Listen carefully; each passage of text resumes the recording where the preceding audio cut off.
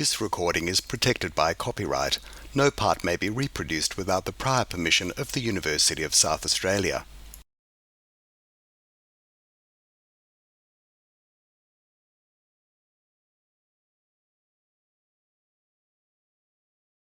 Good evening, everyone. My name is Jacinta Thompson, and I'm the Executive Director and the Exhibitions and Events Producer for the Bob Hawke Prime Ministerial Centre. Before we begin tonight, I would like to acknowledge that we meet today on Kaurna land, and we wish to express our thanks and respect for the Kaurna people, their elders and ancestors, and acknowledge the spiritual and cultural relationship they have with their traditional land. It gives me great pleasure to welcome you all here tonight on behalf of the Hawke Centre and the University of South Australia to hear from Dr. Giles Yeo as we launch his latest book, Gene Eating: The Science of Obesity and the Truth About Diets. And a very warm welcome to Giles, and Giles, many thanks for agreeing to my request to joining us in Adelaide, and to mention that this is his only Australian presentation, so we are thrilled to have him here.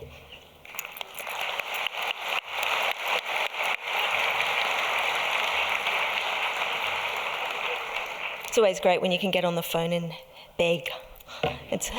Please come and visit us. And also big thanks to Hatchet Australia, who are the publishers. The Hawke Centre is committed to delivering a free and diverse program of events and exhibitions throughout the year, which reflect our fundamental themes of strengthening our democracy, valuing our diversity, and building our future. This session tonight is being recorded, and a video will be available on the Hawke Centre website next week. So, as we are filming, can I please ask that you switch your phones to silent? But if you would like to join the Twitter conversation using @TheHawkeCentre #GeneEating.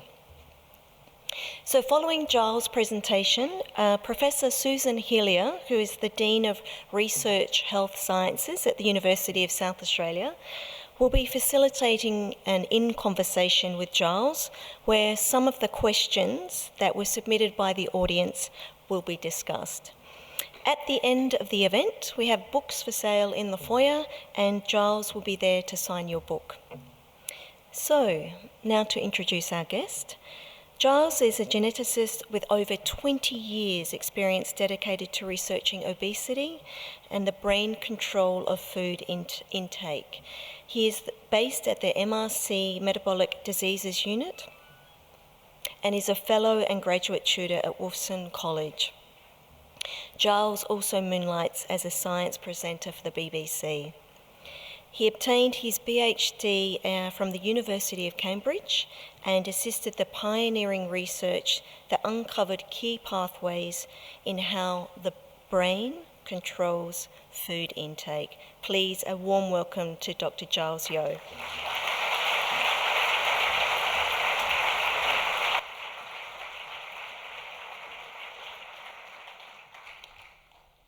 My God, I don't know how many of you guys are out there. So anyway, hi, my name is my name is Giles. Hi, and thank you for the lovely welcome, not only from you but from everybody actually here too. This is my first time to Adelaide. I've always ever been to the East Coast. Boo. I like it there, but anyway. But thank you very much for having me here. And there is really quite a lot of imposter syndrome when I'm here. I've been an academic for all my life, and I actually write for a living. That's what I do. But I write dry academic bits and bobs, and this is my first popular science book, and I cannot believe that anyone wants to hear about me talking about it. I'm not supposed to say that. The publicist said no. I'm really sorry, but bye. So but I'm so glad you guys are here to listen to me talk about the truth about diets. And the thing about diets is that there are many diets that are out there. I think I've listed a whole bunch of these that are here. And while some of them have no basis at all in science, like zero, like complete BS, right? They're actually, most of them or many of them anyway, have some basis in truth. Okay, so in other words, at least they have worked at some point for some people. And I was interested. I was interested in where the kernel of truth was, and actually where the fantasy emerged for that.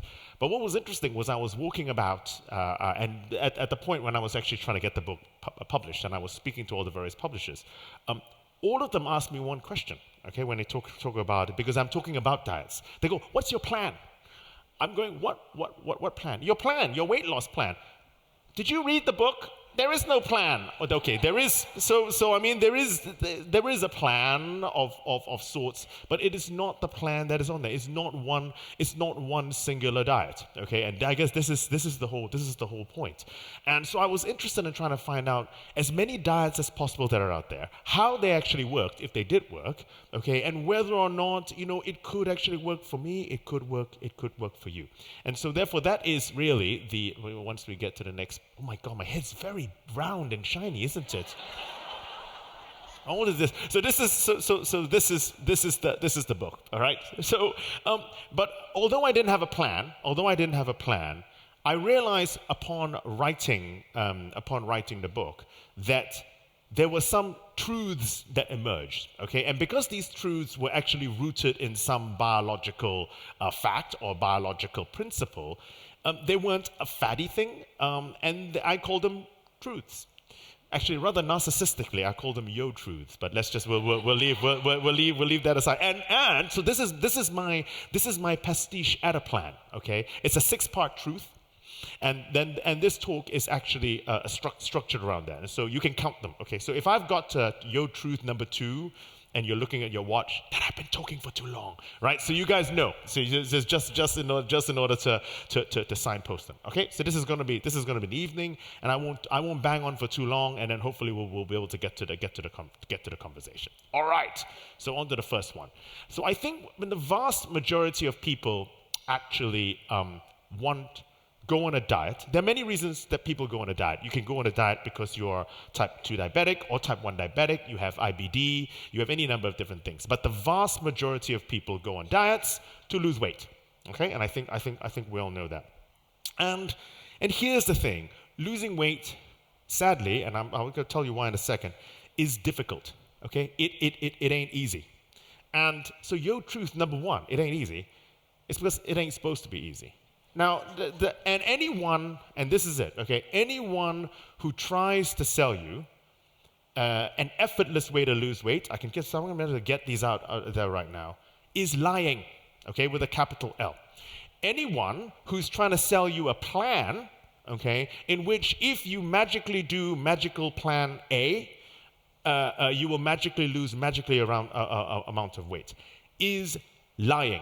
Okay, because what they're doing is they're then putting the blame on you when it doesn't work because it's their plan, it's worked for them. Okay, so why doesn't it actually work for you? Is lying. It is difficult. It is difficult to lose. It is difficult to lose weight. And I guess the question to ask is why. So I'm a geneticist and I study. And I think being a geneticist is a perfectly upstanding thing to do. My mother-in-law allowed me to marry her daughter. We're still talking. So these are all good things.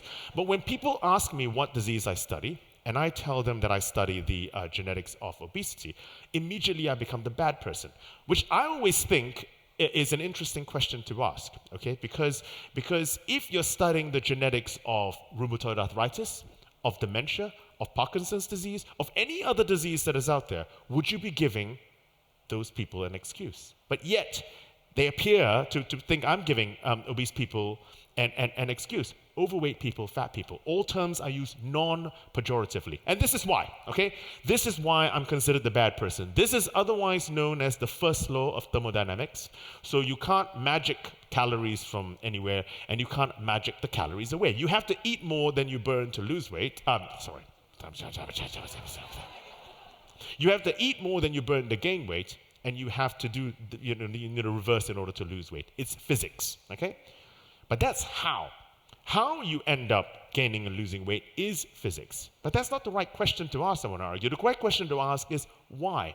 Why do some people eat more than others? Why do some people feel more driven towards food, more attracted towards food? Why Does my wife, for example, she bans me from buying chocolate in the house, okay? Because if she buys the chocolate, she says, I'll eat the chocolate, so can we not have it in the house, okay? Whereas I don't mind chocolate. Now, pork scratchings, oh my lord, so that's fried pig skin, for those of you who don't know what pork scratching is, I know. So imagine though, and my wife hates that. My wife will not even look at it. The smell makes her feel ill. So imagine if a government edict, okay, came down, all right, and said that in order to solve the obesity problem, we're going to ban chocolate, all right? So let's ban chocolate to solve the obesity problem. It would only work in our household anyway, okay, and because it would only work for 50% of the household because chocolate was never an issue for me anyway. And that might sound like a facetious example, except it isn't, right? Because built into that discussion is there are some people who prefer sweet foods, there are other people who prefer fattier foods, a mix of the two, and we know who we all are, what our personal likes and dislikes are, and that is the point. Why do some people respond to stress by eating, and some people respond to stress by not eating? It's exactly the same hormone. It's cortisol. And yet, we respond in completely diametric opposite roles. And the reason for that is because our genetics plays a role in how it influences our interaction with food. It influences our journey to the physics, to get to the physics, okay? Hence, the only way to lose weight is to come up with a personalized, your approach to eating less. And your approach is going to be different to the person next to you. It's going to be different. It was going to be different from mine. Okay, so and we know, and these are the Ventolican twins for those of you who don't know them. And we know a lot about the genetics of this because of twin studies. Now, I just want to give you just a basic précis of what twin studies are. So you have identical twins and you have non-identical twins, right? So identical twins share 100% of their DNA, whereas non-identical twins share 50% of their DNA, as much as you would with your own brother or sister or your own parents. Okay, so you could take any given trait and ask, well, how much of it is going to be down to your genes versus with 100% of DNA versus 50%. I'll give you an example. If I had hair, my hair would be black. And I would argue that hair color is very powerfully genetically influenced with very little environmental impact. Peroxide does not count, ladies, right? So for that. Whereas, okay, so that's one extreme. Let's take a look at something like freckles.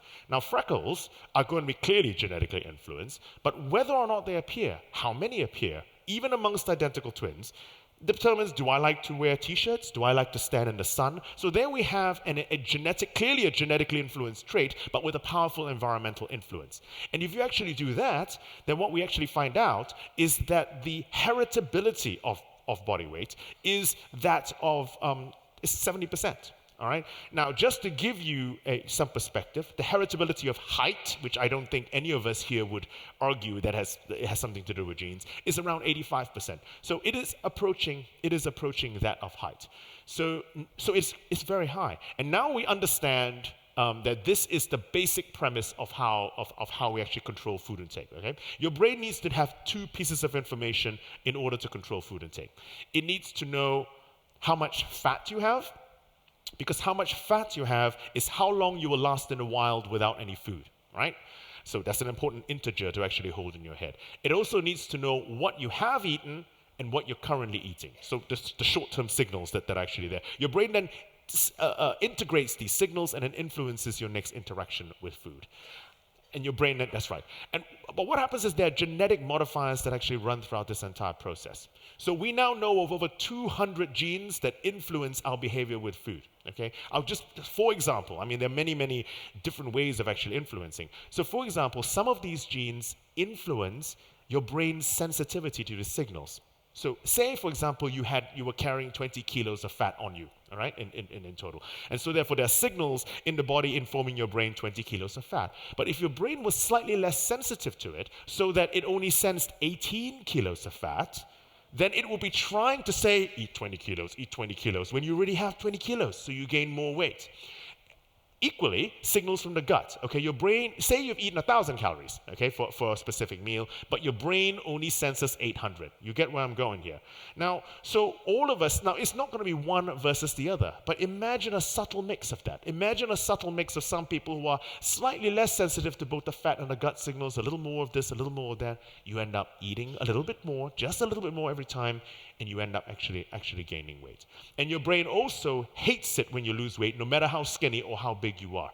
Hates it. Because any weight that is lost is reflective. The brain senses this as less chance of survival. You have to remember, we never had enough food, okay, when we evolved. We only probably have had too much food over the past 30 or 40 years, I would argue, right? Before then, you never had enough food. So your brain senses any weight loss as a big red flag. It ain't supposed to be easy. Right. Your truth number 2. Eat a little less of everything. So this is the kind of advice that's not going to make me any money, eh? It's otherwise known as moderation. Now, moderation is boring, okay? And it's difficult, right? Okay, imagine if you're one of the folks out there who think carbs are poisonous, okay? They are not poisonous. We will discuss this in a second. But imagine, and I don't know what size they sell pasta here in this country, but they sell them in 500-gram packs back in the UK. Okay, so now, apparently a serving of pasta is 75 grams. Who ever only ate 75 grams of pasta? But let's just leave that aside. So you're there, tipping the pasta in 75 grams, 200 grams, 500 grams went in, right? So sometimes it's a lot easier not to actually have it in the house, and I do understand that. I do understand that. Everything in moderation. So look, I can't cover necessarily everything here, but then I guess there's going to be the question of, but yet there is a huge push for people to remove entire food groups, including something like carbs, from their diet, thinking that it is healthier, perhaps. All of you have seen things like that. And yes, there are going to be clinical reasons for giving up some of this, such as being celiac, gluten-free, being Chinese. That's not a clinical reason. But I can't. But I'm lactose intolerant. There is no clinical reason not to eat GMO, etc., etc. Okay. So I'm going to focus on just one of them, or two of these things today. The first is dairy. Okay. Is dairy bad for you? I think is a question to ask. Now, there are now huge proliferations of dairy-type, non-dairy, plant-based milks that are there. Some of them have been drunk for centuries, like soy milk. I've drunk soy milk, although we never called it milk, and I never would have poured it in coffee. But let's just leave it at that. But there are all kinds of weird stuff that is here. You know, soy milk, which is here. Quinoa milk. How do you milk a quinoa? I mean, I don't understand, how you actually do that. But okay, leaving that aside. And once again, I don't think these milks that are here, right, are aimed at, in the UK anyway, the Chinese population. They're just not. Okay, for that, it's because they're healthier. In fact, we can now have, in the UK anyway, a completely free from Christmas. You can have an entire Christmas of nothing. It's really amazing. Okay, so let's deal with dairy. So the inability to drink milk, or more specifically, the inability to break down the sugar in milk called lactose, is typically known as lactose intolerance, right? That we actually hear. But it's actually a misnomer, and it's a misnomer because all of us, as mammals, can drink milk as children when we're young. It's our defining characteristic of being a mammal. But then what happens is most adults then become lactose intolerant in adulthood. Okay, I'll come to all you weird white people in a moment, right? But in terms of most adults, and why? Why? Because mammals cannot absorb lactose by itself. And lactose is a sugar. It needs to be actually be broken down, and it's broken down by something called lactase. And so here's the lactase gene. And then, but what happens in adulthood, or as you're growing bigger, in all mammals, is that a protein comes and binds upstream of the lactase gene, shutting it off. So that as you grow older, suddenly you lose the ability to digest it because your lactase gene has been shut off. I mean, why? I guess, look, if university-age Johnny was still on the boob, right? It's obviously gonna stop. It's obviously gonna stop, little Johnny coming onto it. So I think it does, in some way, force a rapidly growing mammal onto solid food in order to make room for other kids.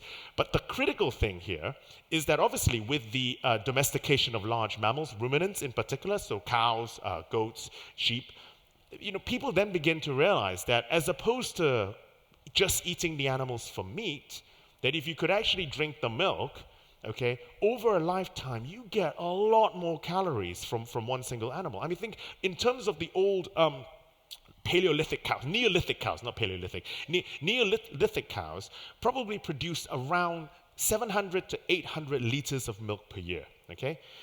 And even then, this is probably equivalent to 10 times the total calories that you'd actually get out of the cow by itself. So there's a huge pressure. Compare this to the Holstein Friesians of today, the milk, 10,000 liters of milk a year, all right? So there was a huge actually genetic and selection pressure for people who were dairying folks, such as Northern Europeans, in order to actually drink milk. So the key mutation in that actually happen where the protein binds to shut off lactase, right?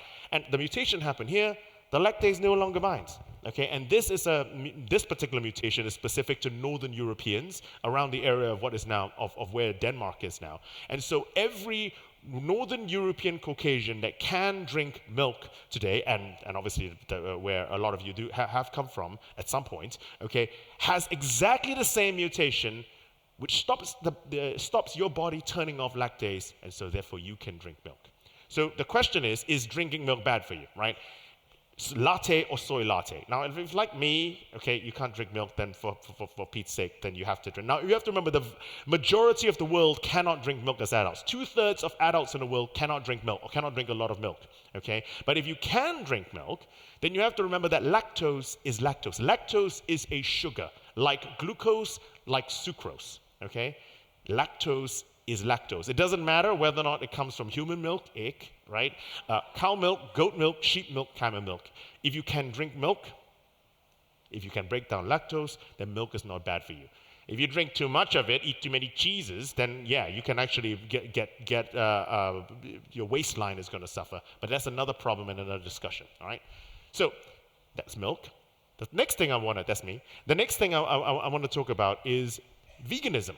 Okay, so giving up meat entirely, or giving up all animal-based protein, which is growing, is one of probably the fastest growing trend. I'm going to call it a trend for now. And I was asked to go on a vegan diet for Trust Me, I'm a Doctor, to actually, and I think this actually screened last week here, and to ask the question, is being vegan healthy? There are very many reasons for going vegan, environmental, ethical, but this is a health program, so I was asking for from a health perspective. And so I was interested. So is being vegan, does it automatically equal healthy? Now, clearly not, because obviously you can spend the entire time eating crisps and chips, and no one's going to argue that that's particularly healthy. I even found this mysterious product. So this mysterious product over here, so these are bacon rashers, savory and crunchy, how delicious, a classic snack. Okay, but here's the critical thing. For those of you who can't see it at the back, it says no artificial flavors or colorings, and it's vegan. So this wonderful product, so I now understand what happened. I read no artificial bacon flavoring or coloring, but clearly it's made using paprika or something. I don't know. Anyway, but you could spend the entire time eating this. But I didn't want to be that guy who went on a vegan diet for a month and gained weight, because that would have been terrible. So I went on a plant-based whole food type scenario. What happened? What happened when the vegan meatballs hit the sauce, right? So I ended up losing. Patented statement, yeah. So I ended up losing 4 kilos over 29 days. Not that I was counting, right? But for 4 kilos over 29 days. And my blood cholesterol levels dropped by 12%. So on the face of it, this is in 29 days. On the face of it, I am the new poster boy for veganism, right? Vegan is being healthy. But let's examine why going vegan was actually healthy. Why did I lose the weight? I think this is the first question to ask. Now, because I went plant-based rather than eating a lot of crisps, there was only plant-based food is just bulkier than meat. You got to eat a lot of lentils to match a steak, and there's only so much time in the day to chew, right? And anyway, lentils come out the other side like a flying saucer. Nothing, I don't think it's digested at all. So I think, sorry. Sorry. So I think what happened there was while I was still eating a lot of calories, I didn't absorb a lot of the calories. We're going to talk about that in a second. And so therefore I ate less, which is why I lost weight. But I could have achieved eating less using intermittent fasting. I could have achieved eating less using any number of approach. It wasn't specific to being vegan. It just so happened that for me, being vegan was a very useful strategy. And I'm now actually still flexitarian, I think is the term, where people think it's a cop-out, but I've probably reduced my meat intake by 50%, and that's a good thing. Because why did my cholesterol levels drop? Okay, and I think this is an interesting question. Probably because, not probably, the first bit is it probably dropped because I lost some weight. So that's the first thing. So the cholesterol levels are going to be linked to that.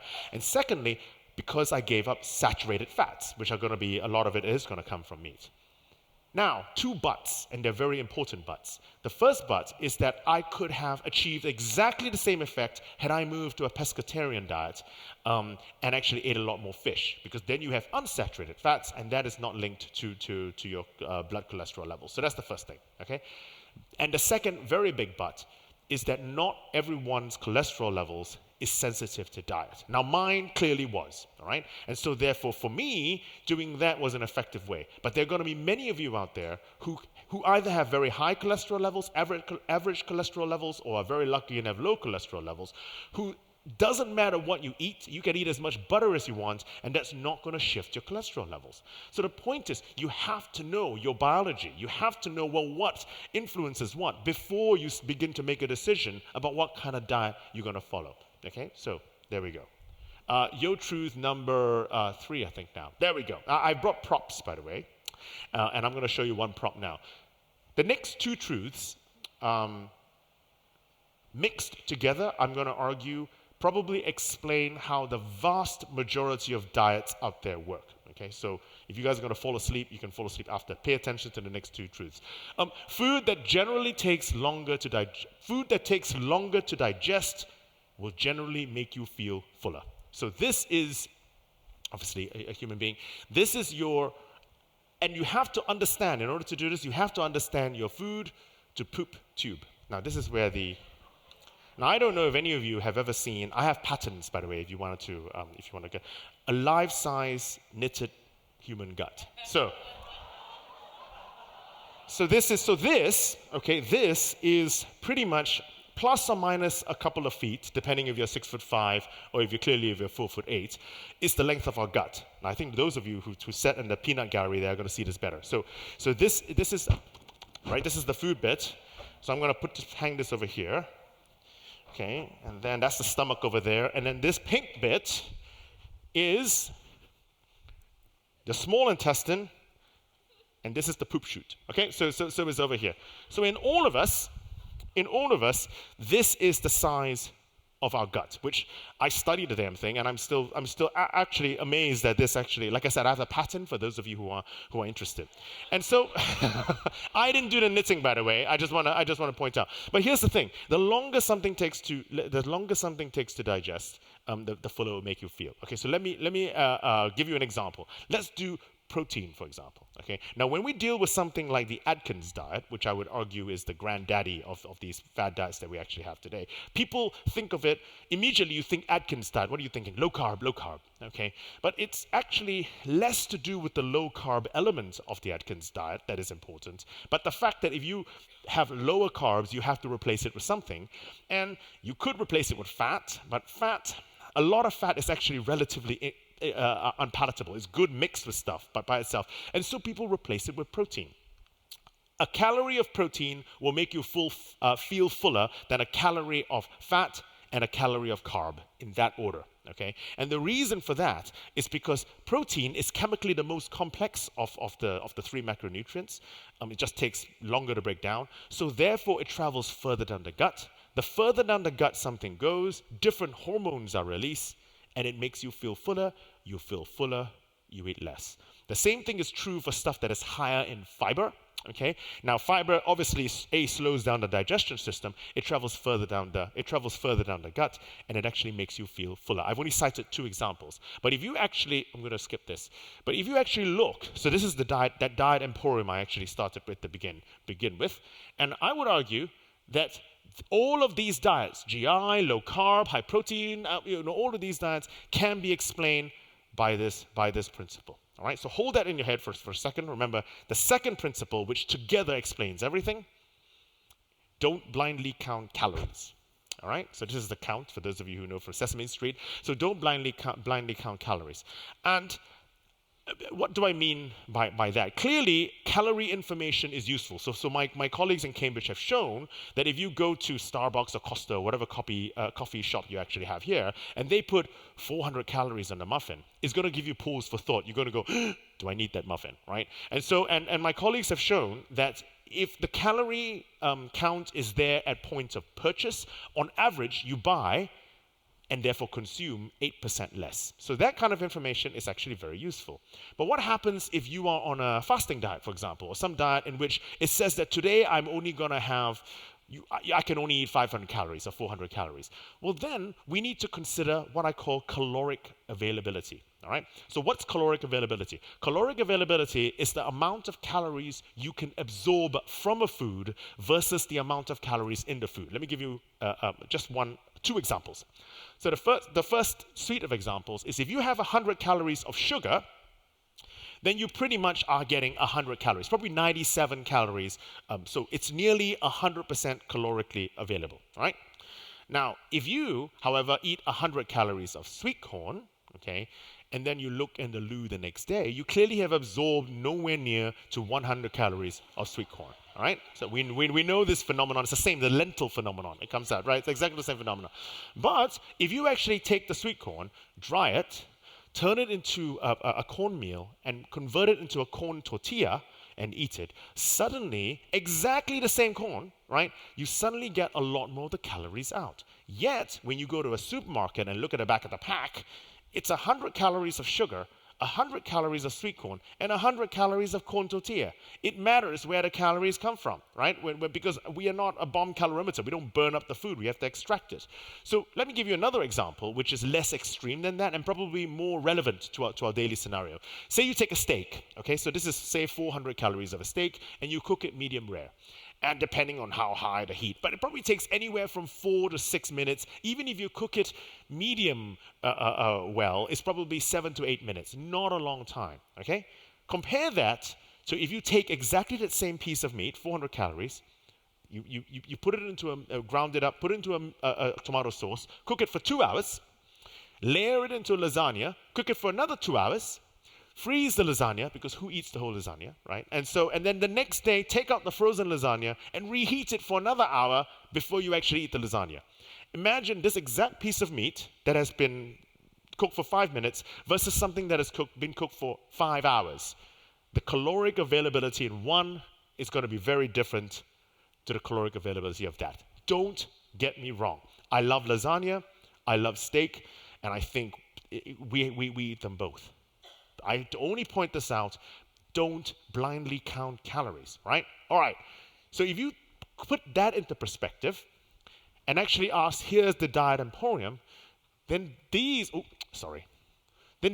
all of the various diets that are explained by that very principle. And you mix those 2 points together, something that takes longer to digest, okay, makes you feel fuller, and something that is less calorically available, okay, means that you extract less calories. It explains every single diet, almost every single diet out there that works. I'll just take, even just from a macronutrient point of view, all right? So carbohydrates tend to be about 97% available, as I said, and fat is very available. Fat is about 99% available, but it's very, very dense, okay? Whereas protein, okay, keeping in mind you have to imagine how you actually cook it, but on average, protein is only ever 70% available, which means that for every 100 calories of protein that you eat, you only ever absorb 70 calories of protein. Now, before everyone here goes out and buys steaks, let me just clarify, okay, just clarify. This is true wherever the protein comes from. It doesn't matter if protein comes from a steak or comes from tofu or comes from a bean or comes from whatever. It's exactly the same thing in terms of its chemical scenario. So that same principle will hold also for tofu, for instance. Because you have to remember that everything in moderation, because if you have too much red meat and too much processed meat, then you could end up increasing your chances, for example, of bowel cancer. So it's all about taking it as a balance and looking at things in moderation. So, your truth number 5, we're getting there, guys. Your truth number 5 is eat more unsaturated fats. Okay, so now unsaturated fats as opposed to saturated fats. Okay, so unsaturated fats tend to be found in a lot of vegetable-related items, so avocados, nuts and olive oil, and also a lot of fish.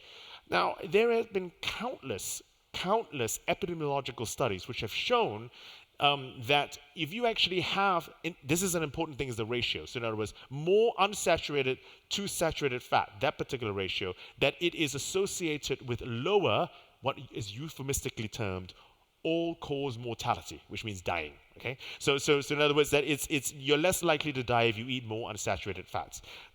Do we know how it works? This is the problem. I think functionally we don't actually yet know how it works. But it's also important to point out again a point I raised earlier. Not everyone's blood cholesterol levels and blood lipid levels are influenced by diet. Okay, so once again, even this you have to put into consideration. Where yes, there are going to be some people out there who can eat a lot of saturated fats and not have any risk at all. So there's a push at the moment to say, by a number of people that say that fat is not bad for you. Now, it depends what kind of fat you're talking about. And if you're talking about saturated fats, it depends who you're talking about. So if you have a blanket statement that says that, look, it's not about the fat, okay, it's about the sugar, it's not about the fat, you can eat as much saturated fats as you want. If I did that, I would probably keel over from a coronary, all right? Whereas some other people, it's true. Blanket statements are unhelpful. You need to know your own personal biology. And the last truth is your truth number 6. And it has to do with not fearing food. Okay? So let me tell you what I mean by not fearing food. So this is Goop. Okay, I don't know if any of you are Goop fans, but Goop is Gwyneth Paltrow's lifestyle webpage. Okay, and that's actually on there. She sells any number of fabulous items. Don't go clicking on it. But one of the things which she's trying to sell at the moment is trying to achieve your leanest livable weight, to be as thin as possible without dying, as far as I actually understand. So, and if this does not reflect the fear of food, I don't know what else. So let me just have a few clarifications here. Do I think that the vast majority of non-communicable diseases that we actually have around today are diet related? Yes, I do. Okay, I study obesity. Do I think that carrying too much fat is bad for you? Yes, I do. Okay, except what does too much fat mean? Okay, and I think what this is an interesting question to ask. Why is carrying too much fat bad for you? And that may seem like a simple question, but actually is relatively complex. So the question about too much fat is, let me explain how fat works. When a lot of people seem to think that when you get fatter, when you gain weight, okay, that you actually get more fat cells, which is not true. Okay, when you lose weight, that you lose fat cells. Once again, this is not true. Fat cells are like balloons. Okay, so they get bigger and they get smaller depending on how much fat you actually put in there. And this is the safest place to store fat. Fat, as I said, informs your brain how long you'll actually be lasting in the wild without any food. So this is where you're going to store your fat. The problem begins is when the fat is not stored in the fat. If the fat is not stored in the fat, it'll go to your muscle, it'll go to your liver, and ends up causing metabolic disease, type 2 diabetes, etc., etc. But here's the critical piece of information that was actually got from work that was done in Cambridge, not by me, but was done in Cambridge, is that everyone's fat cells do not expand to the same amount. Okay, there are some people whose fat cells can expand hugely. Okay, and so we've all seen and laughed at people on a TV who reach to 200 to 300 kilos and have to be carted out of the house with a fire engine, right? But here's the thing. The vast majority of us here would not ever be able to get anywhere close to that size. But clearly, this person that is actually going out has fat cells that can actually store a lot of fat. Equally, let's go to the other side. Now, Chinese people, okay, like myself, or in fact, South Asian Indians. are famously sensitive or susceptible to type 2 diabetes without getting so fat at all. So in other words, and you get skinny people with type 2 diabetes. Why? Because our fat cells cannot expand as much. We have a lower amount of fat carrying capacity, safe fat carrying capacity, which is why something like liposuction for cosmetic reasons, there are going to be legitimate reasons for liposuction, but liposuction for cosmetic reasons, I think should be banned. I think it's a ridiculous scenario. Why? Because they are removing fat cells. Right? They're not sticking a straw into your fat and sucking out the fat of the fat cells. They're removing fat cells. So while it's sculpting your butte, right, what is happening is you're removing safe fat carrying capacity. You are increasing your chances of actually tilting into disease because it's removing fat cells, which is the last thing you want to do because it's the safest place to actually store your fat. So those are my things. So in summary, I just want to summarize here. So here's the book once again.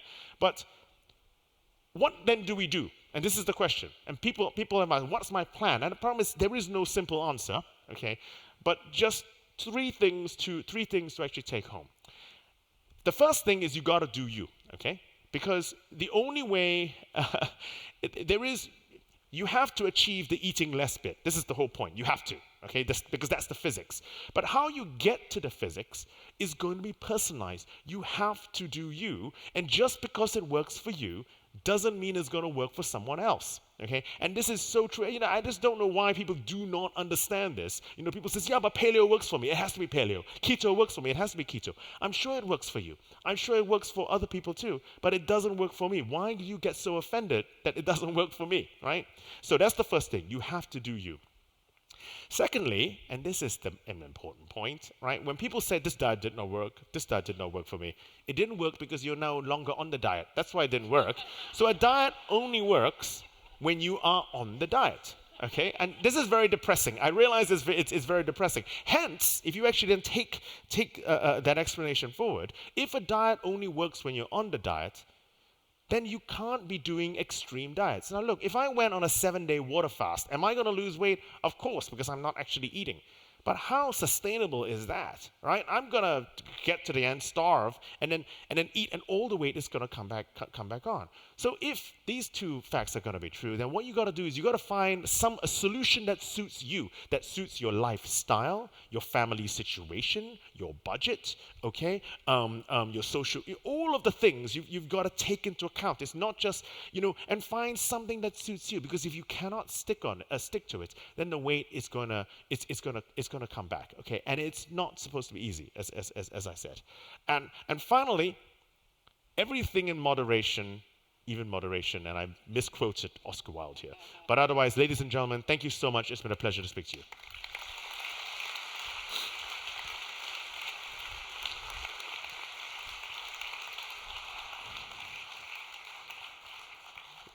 Let me just fold away the gut.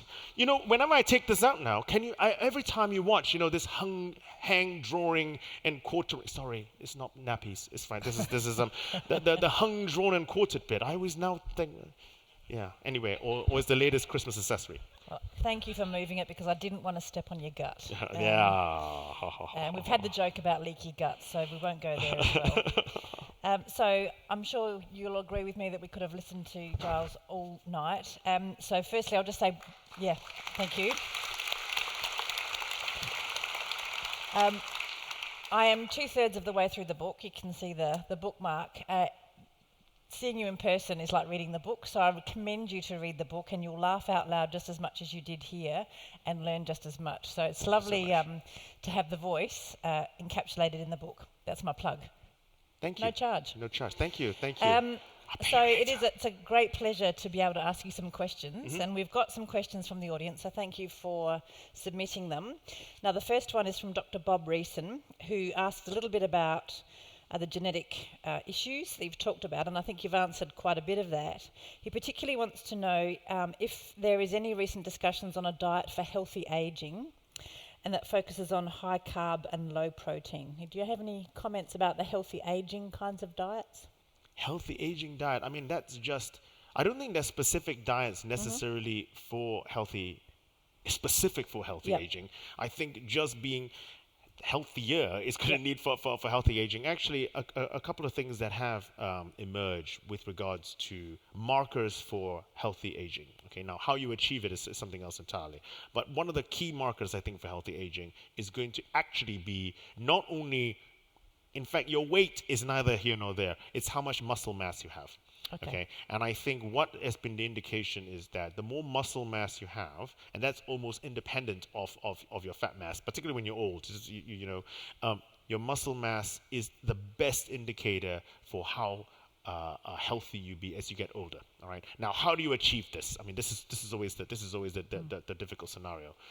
But I think that's probably a better marker rather than necessarily worrying about the diet. I mean, clearly, diet and the exercise is going to get you to the muscle mass. So I think thinking about when you're old, rather than when old, then I think you do need to worry about muscle mass more than necessarily about your diet. Okay, thank you. Now the next question's from Jeanette Medlock, who lives a very healthy life. I think a lot of us identify with this question. She eats well, she exercises a lot, and she looks after herself.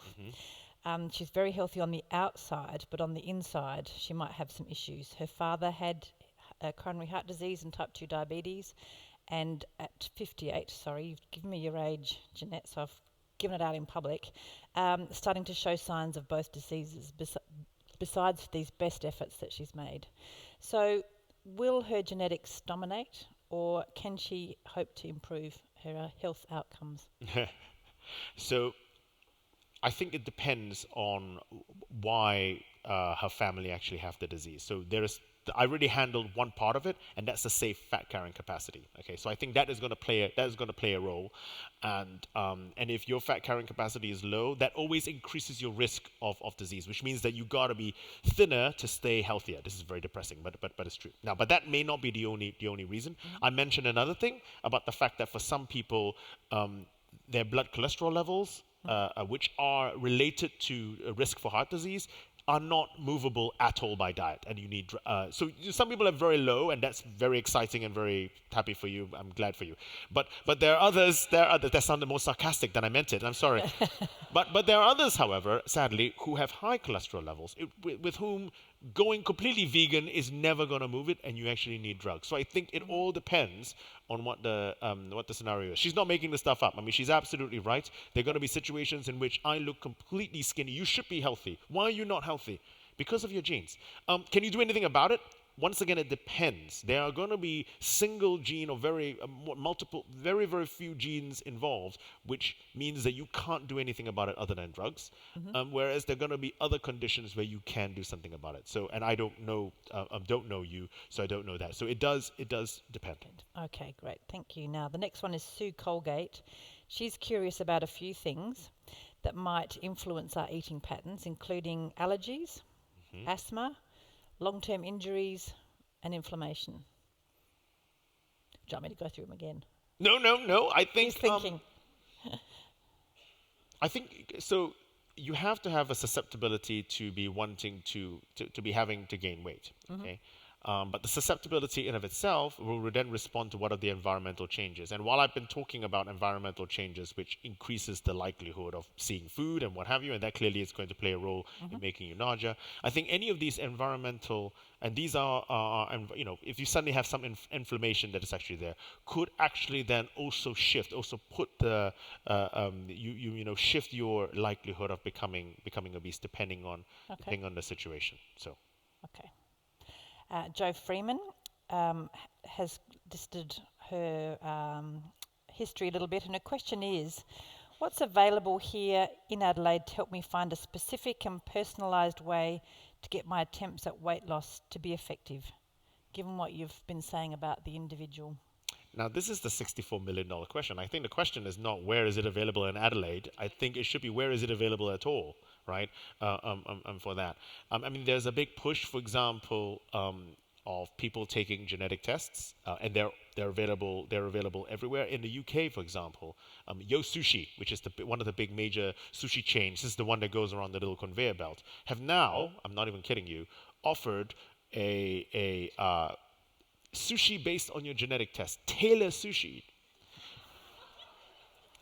for it's bollocks. So, but that's the question. I think. Sorry, I'm sorry. So I think the question, the question to ask is, can we do anything predictive with genetics? And I'm a geneticist, and you might expect me to say yes. The problem is we're not there yet in terms of the predictions that we're able to make for this, and so for a number of reasons. We're only measuring, all these genetic tests only measure maybe 1 to 200 genes at the very most, whereas each of us have 30,000 genes, okay? So what is happening to the rest of the 29,700 genes? If you're not counting that, how do you know how they interact? That's the first problem. So we're not measuring it yet anywhere close enough. And secondly, we're terrible at measuring the environment. And when I mean the environment, I mean we're terrible at measuring how much and what we eat on a large scale.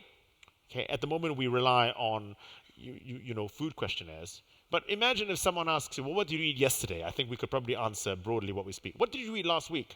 Porridge. Did you have butter with your porridge? Yes. How much butter? A little bit. How much porridge did you have? A little bit. So you can imagine it's actually very difficult to do that. We can't do that very well yet. And secondly, we can't measure energy expenditure, our metabolism, very well yet. You mix those two together, I don't think they're insurmountable problems. I think we should be able to begin making a prediction. I'm sorry, that was a very long answer. The short answer is it's not available now in terms of from a genetic perspective. But, and this is the big but, I think we can do a lot by just being honest about your own feeding behavior. So like I talked, the chocolate versus pork scratchings scenario, for example. I know I have a weakness for pork scratchings, and so I don't have the pork scratchings in the house. If I want pork scratchings, I may be at a pub, and then I'll make the conscious decision to buy one. But I won't go and accidentally find myself with my hand in a tub of pork scratchings because I don't actually have it in the house. So that's an example of understanding your own weakness, your own behavior, and actually trying to structure around that. And that is free. It doesn't have a genetic test. The other, which is very useful, is look at your parents, which is very depressing sometimes. But look at your parents. Not only will they tell you the size, the likelihood and the size of your genes that are going to be genes rather than genes, but I think you get a good idea of the risk that you're going to get as you're going to get older as well. And those two are free. So following on from that, we've been having this discussion a little bit in the green room. So there's one thing about getting to know yourself and monitoring your own kind of relationship with food and what drives your behaviour around food. How do we stop that from becoming an obsession and becoming a fetish? Yeah, and I do think that is an important thing. I do think there's going to be a sector of society because of susceptibility that will take it to the extreme. I mean, even the act of weighing yourself, or if you are slightly towards that direction, I think you can actually get it out of hand. That doesn't mean I think that we don't look at it and think about it a bit more, but we do have to be careful. No, there might be signs at a dinner party that people look away from you or something, mightn't they? Is that right? When you're doing it, they're bored by you. They're bored by you, exactly. They don't want to talk to you anymore. No, yeah. but it is a real thing. I don't mean to make light of it. I mean, there are going to be some people who take things to the extreme, but that doesn't mean that some of us shouldn't be looking at our own feeding behavior in order to try and improve our own lives. I think is my point. And another question from Shirley. She's got the opposite problem from the people who have obesity issues that you've talked about, where she eats anything that she wants, and her doctor keeps nagging at her for decades to put on weight, but nothing works. She has to dress herself to make herself look a bit fatter because she's sick of people having a go at her for looking too thin. So what's going on there? Yeah, and this is true, by the way. And I know some people are saying, well, she's lucky. She shouldn't be complaining. And I think it depends how skinny is. And undoubtedly they exist. So actually, my colleague, Sadaf Faruqi in Cambridge has just published a study, literally just a few weeks ago, showing. So she did the study of severely obese people. Okay, but a lot of people have studied obese people. It's actually quite difficult to find healthy, skinny people. You can be skinny for unhealthy reasons, but you could just be skinny for skinny reasons. And what she's shown is that, I told you that there are these 200 genes that influence, how large we're going to be. All of us have these genes. They're just different variations of the genes, different versions. There's one that makes you slightly more likely to be slightly heavier, and there are ones which then on the converse make you slightly more slightly to be lighter. So you can imagine one of those. And what we now know is that obese people have more of these genes that make them more likely to be larger. And the skinny people have fewer of these genes, which make them less likely to be larger. And it's the same. They're not magic genes on either side. They're the same, just versions of the gene. One making you slightly more or slightly less likely to be a certain weight. A lot of us are in the middle. A lot of us have 100, for example, or somewhere in the middle, a normal distribution, which indicates why some of us are average body weight. I think the important message from these studies is that your body size. Is obesity a choice? Is your body weight? Because if people ask, is obesity a choice? Well, then I'm going to ask you, is your body weight a choice? And people are going to say, of course it's a choice. I decide what I'm going to put in my mouth. Except if because of your biology, you're more driven towards food. If it's more difficult for you to say no, okay, for any number of reasons, over a lifetime, obviously at any given meal, you can say no. But over 10 years, 20 years, 30 years, 40 years, 50 years, it's always going to be, you may say no 1 time out of every 10 times, less than someone else. And as a result, you have a different body weight. So I think, is it a choice? There is a choice element to it, but is it really a choice if you find it difficult to say no? Mm-hmm. So do you think that this message will help to reduce the sort of demonization that we see for people who are overweight or obese? Is that the feedback you get from your book? I hope that it will, and I think myself and my colleagues have been talking about trying to destigmatize obesity for a very long time. But I would almost argue that your body shape and body size is one of the last bastions that I'm going to take it from a public broadcaster point of view, in which people can say some really odd things about one's body shape and body size without getting into trouble. Whereas if you replace fat or obese or what have you, let's say we replace that word with your ethnicity, your sex, your sexual orientation, you end up losing your job. Yet you are able to make comment on someone's body shape and body size. So I think we're making progress, but my experience to date is that we have a long way to go. Yeah, because of the choice elements, because people do think that it's a choice rather than something which is... Or a weakness. Or a weakness, yeah. Whereas it's actually biology. Yeah. So can we change tack a little bit and look at it from a policy point of view? What do you think about the sugar tax idea that's been mooted? Given that you're talking at the individual level, but what about something like the sugar tax that would actually make it harder for people to get some of these particular... Okay, I'll tell you my opinion about legislation first, which is what taxation is. And I think I'm always uncomfortable with legislation, and taxation in particular, because taxation always disproportionately affects the poor. Always. And that doesn't sit comfortably with me. And it also... by the way, makes lawyers rich, because then there are loopholes to be found. I apologize, lawyers, but there are loopholes to be found. That being said, okay, even though it's a blunt tool, I think we have to do something. And so I think there are situations which they probably can and should be applied. I'll give one example. One example is probably the tax on sugary drinks in particular. Okay, and the reason why I say sugary drinks rather than sugary food is because whenever we're eating something, whether or not it's sweet or not, there's the act of chewing. And when you're chewing, you salivate, and what happens is your whole body gets programmed to start receiving calories, because it starts here, and you're going, okay, we're getting ready, where are the calories? The problem with drinking is, A, you can literally drink 1,000 calories before you actually know it. And B, you haven't been chewing. There's no chewing action, right? You swallow it, it goes in and it gets absorbed before your body knows that you are in the act of eating.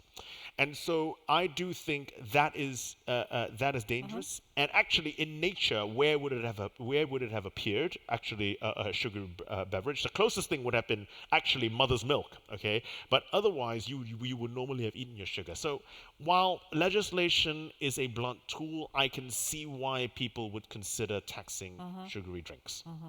Okay.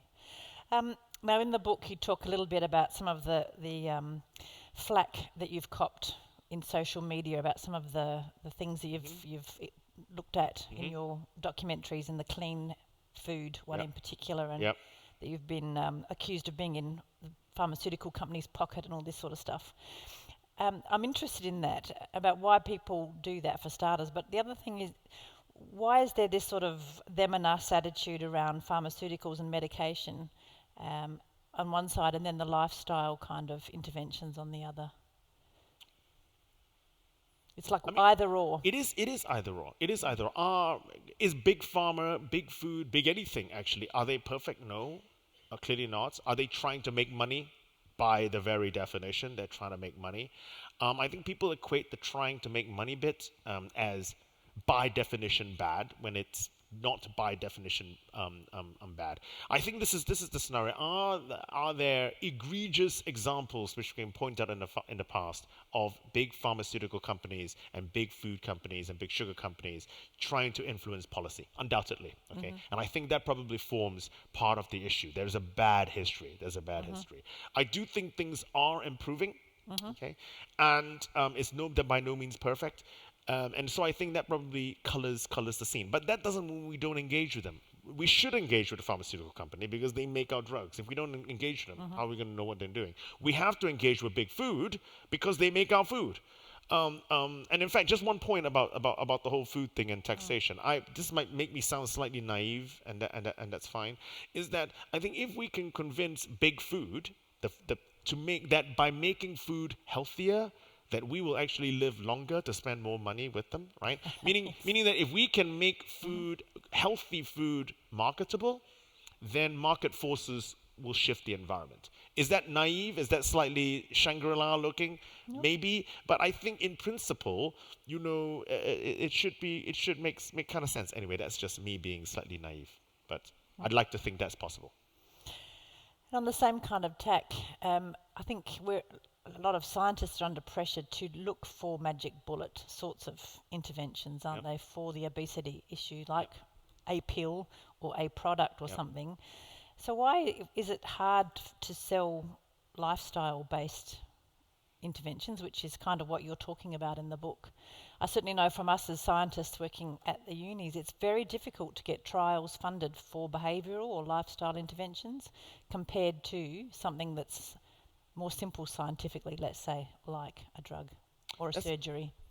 I think that's very interesting. I think it can't be one or the other, because I think it is a spectrum. Yeah. I think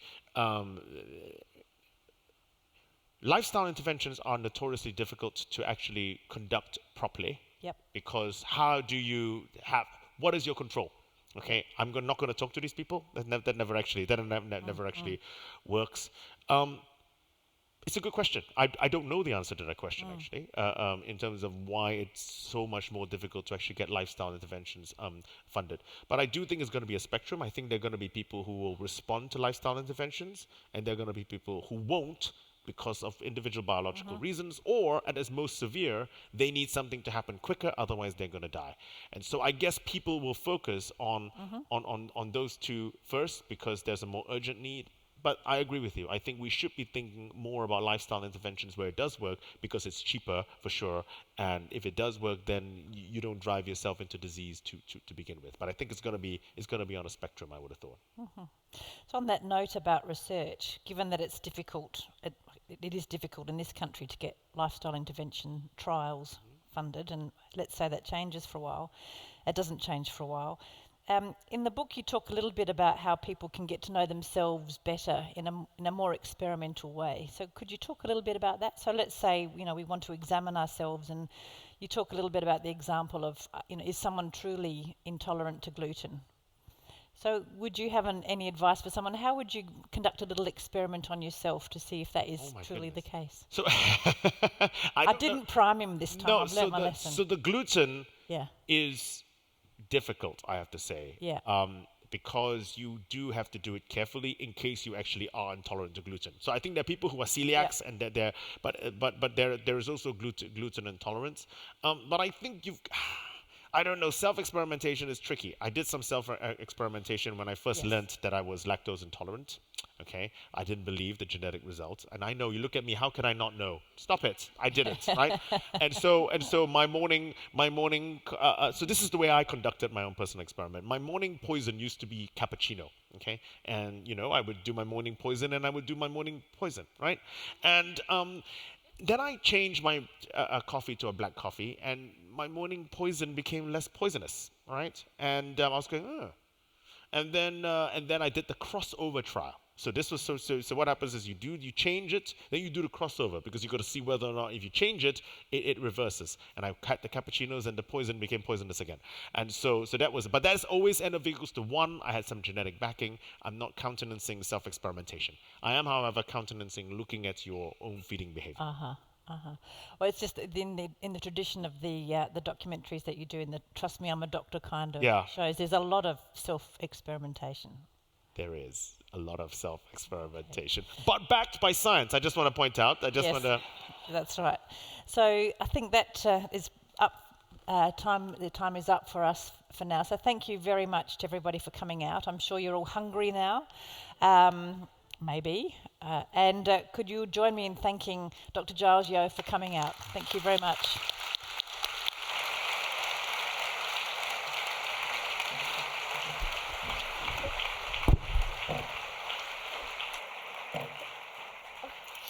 Am I staying? Am I standing?